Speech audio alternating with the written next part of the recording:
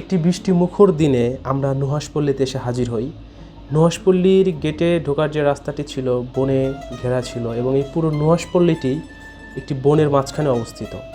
তো এখানে আসলে আমরা হুমায়ুন আহমেদ স্যারের মনন মিশ্রিত এবং ওনার চিন্তা ভাবনা ধ্যান ধারণা সব কিছুকে এখানে ফুটিয়ে তোলার চেষ্টা করা হয়েছে। আমরা এখানে অনেকগুলো বিষয় খেয়াল করেছি।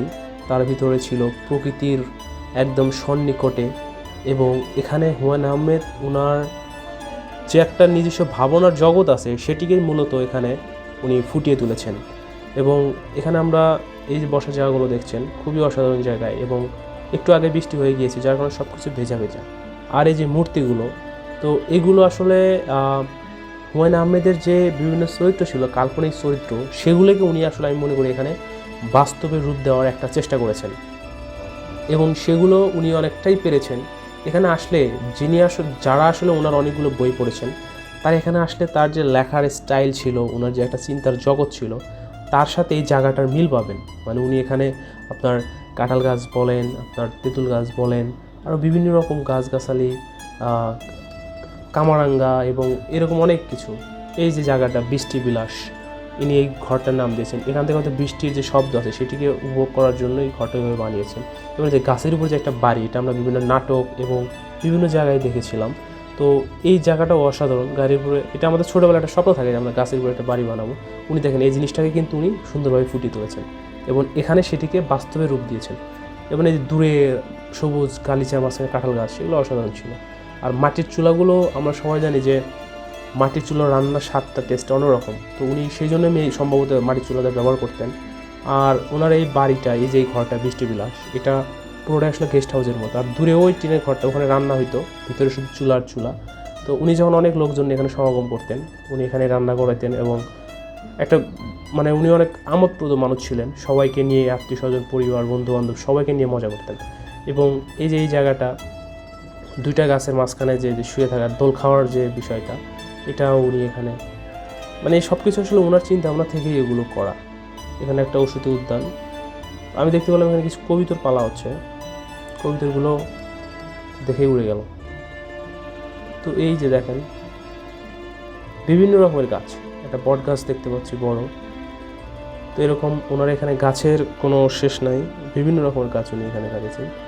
এবং একটা দৈত্য রাক্ষস বলা যায়, উনি হচ্ছে সামনে তাকিয়ে আছে এবং সামনে সেই পানিতে হচ্ছে আপনার জলকন্যা বা এরকম কিছু, তো মৎস্যকন্যা, তো সেই দিকে দৈত্য তাকিয়ে আছে। তো এই যেগুলো হচ্ছে ওনার একটা যে ভাবনার জগৎ ছিলেন সেখান থেকে এগুলোকে জীবন্ত দেওয়া। এবং এই যে বনে বিভিন্ন প্রাণী, বাস্তবে না হোক সেটা ভাস্কর্য আকারে বিভিন্ন প্রাণী এখানে নিয়ে আসা হয়েছে। এবং এই পুরো নুহাশপল্লীটার জায়গা কিন্তু ভালোই বড়, বেশ বড়। এবং এই যে রাস্তাগুলো করা আছে এখানে এখন সবাই ঘুরতে আসে, তো এটা এখন মোটামুটি ছোটোখাটো পর্যটন কেন্দ্রের মতোই। এবং এই জায়গাটাই দেখেন একটা দোলনা, এটা যদি এখন বৃষ্টি মৌসুম, অন্য সময় তো এটা শুকনো থাকে।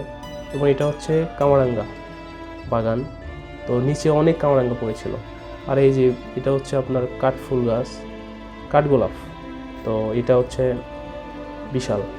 এবং এই যে পুকুরটা, উনি হচ্ছে এই পুকুর পাড়েই সম্ভবত সময় কাটাইতেন এবং এই পুকুরটা অসাধারণ।